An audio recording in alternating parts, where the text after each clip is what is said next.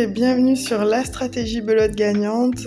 Alors, quand est-ce qu'il est bon de garder son 10 pour faire des points dans le futur dans la partie, et quand est-ce qu'il est bon de jeter son 10 pour faire des points immédiatement.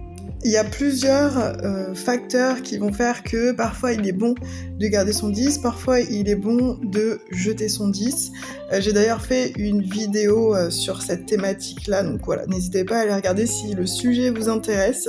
Et donc aujourd'hui, on va voir ensemble deux cas, je crois que c'est deux cas différents, où il est bon effectivement de jeter son 10. Donc je vais faire dérouler la partie et on va voir ça ensemble.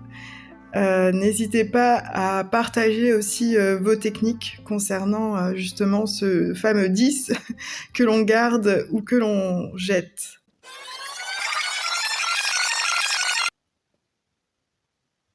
Alors, donc il commence à l'atout. Gabriel a 50 points, donc il doit faire 60. Il doit faire 100, pardon. Et donc là, donc ça va être maintenant, mon partenaire a envoyé son 10. Et ce qui était effectivement une très bonne idée.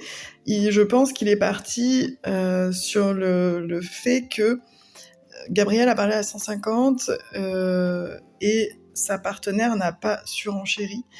Il avait donc 5 cartes pareilles. Et en fait, au moment où Gabriel a envoyé le 8, effectivement, sa stratégie, c'est de faire tomber le 9, logiquement. Et logiquement, en tout cas, c'est intéressant de prendre le risque, là, dans cette partie-là. Logiquement, ce n'est pas sa partenaire qui l'avait, puisque sinon, normalement, elle aurait dû lui parler. Et donc, il est parti du principe que c'est moi qui avais ce 9-là et que Gabriel tentait de faire tomber. Donc, il a envoyé son 10 pour nous rapporter des points, et effectivement, c'est bien moi qui avais le 9 de cœur à l'atout. Là, à ce moment-là, je fais couper... Hop là, on va revenir juste un petit peu en arrière. Je fais couper donc mon adversaire. Je fais couper mon adversaire, vu que en fait je me suis doutée qu'il n'avait plus de trèfle, vu que mon partenaire m'a envoyé le 10 de trèfle juste avant, et moi quand j'ai lancé mon as de trèfle, le Gabriel m'a envoyé le roi. Donc entre le roi et l'as, il y a le 10, donc j'ai supposé qu'il n'avait plus d'autres trèfles. Donc je me suis dit, je vais le faire couper. Et donc quand je l'ai fait couper à lui, eh bien il y a sa partenaire, Sissou, qui lui a envoyé son 10.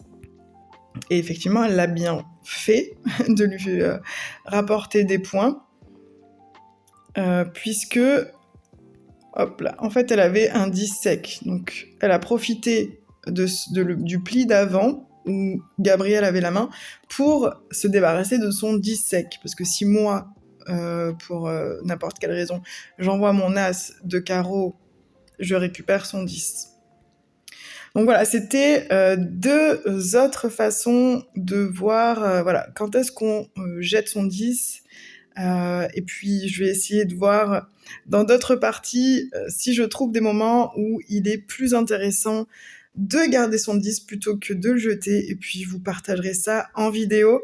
N'hésitez pas à liker, commenter et à vous abonner pour ne rien louper de toutes les astuces que je partage lors de mes parties contrées et coinches. À bientôt!